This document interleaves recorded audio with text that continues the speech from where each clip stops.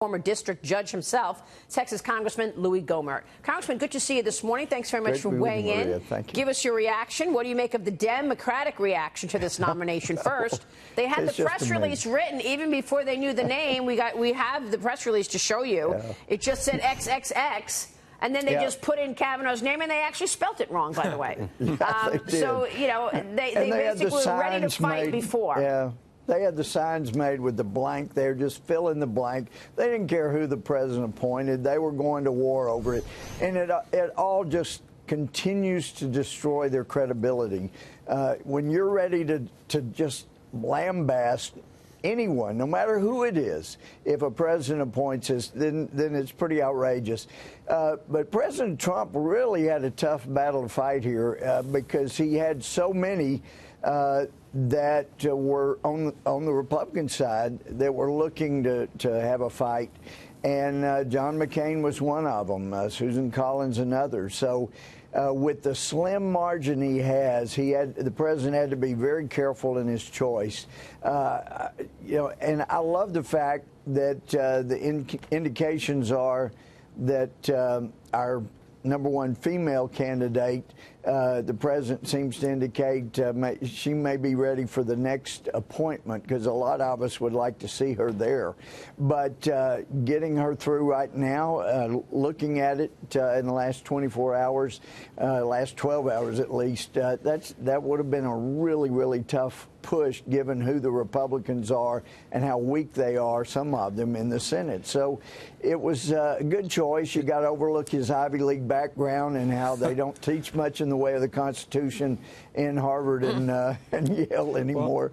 But other than that, you know, he does have a background that can be worked with. But good grief, they're pulling out not only things they used against David Souter, but against Robert Bork. Right. And they're just fill in the name. They want to Bork him, right. Oh, my word, it's so outrageous. It does sound, Congressman, as if, though, you may have preferred Judge Barrett from your comments there. And so we've talked to other conservatives who feel in a similar fashion. So you'd be an interesting person to kind of weigh in on the conversation we were having right before you came on about whether his association with the Bush family is concerning, whether there's some concern in conservative circles about a drift to the left, as some conservatives talk about over the years. Do you have that concern with Kavanaugh?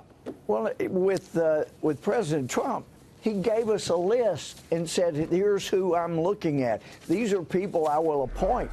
And there were people adding others onto the list late in the game, but the president was consistent. He did what he said, and I always appreciate people that are doing what they said. And I love what the president said. In fact, it was exactly what a judge dying of cancer told me right before I took the bench on the felony level before I went on the Court of Appeals. He said, look, some people say a judge should have no bias, no prejudice. Louie, every judge has bias and prejudice. The important point is to recognize where yours are and make sure they do not affect the outcome of your cases. And that's exactly what the president said. And I heard it from a very wise man many years ago, and now I'm hearing it, same thing from the president. So I think the president considered everything very carefully and made a very good choice.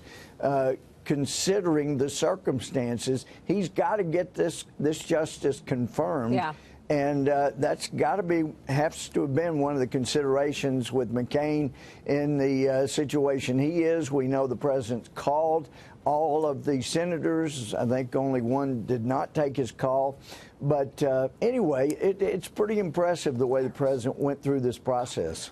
Who didn't take his call? Kamala Harris? Yeah, that's right.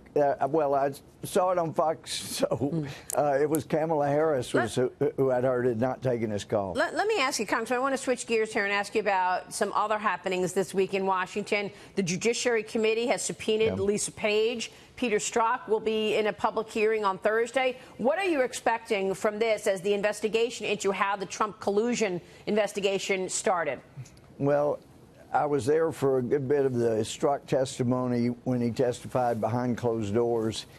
And so I'm not supposed to reveal what was said. I think we should get that out there. But we know he didn't answer a lot of questions, right? Because no, Bob Goodlatte said that's that right. did. There were a lot of questions he did not answer, and there were some that, you know, it's kind of like listening to Eric Holder at times. You know, he knew he was lying. We knew he was lying, and it still didn't bother him. So that's somebody that apparently got very good at lying.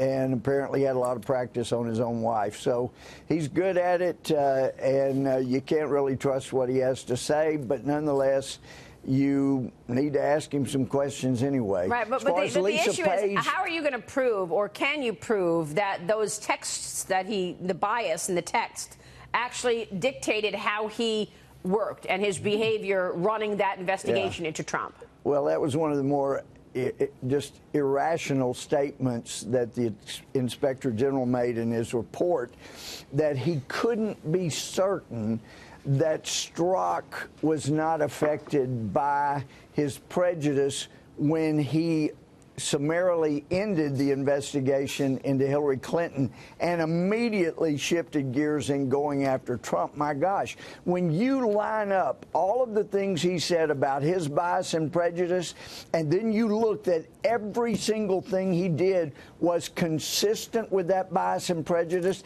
and every single conclusion he came to were perfectly aligned with that bias and prejudice, then you pretty well made a case. You don't normally have a defendant saying, gee, I am intending to rob this bank, but you look at what they did. They get in the car, they go to the bank, they pull the gun, even without the evidence of them saying they were going to intend to rob it. You have intent proved, and jurors are smart enough to pick that up. So I don't buy this stuff. You can't prove the intent if he didn't say it.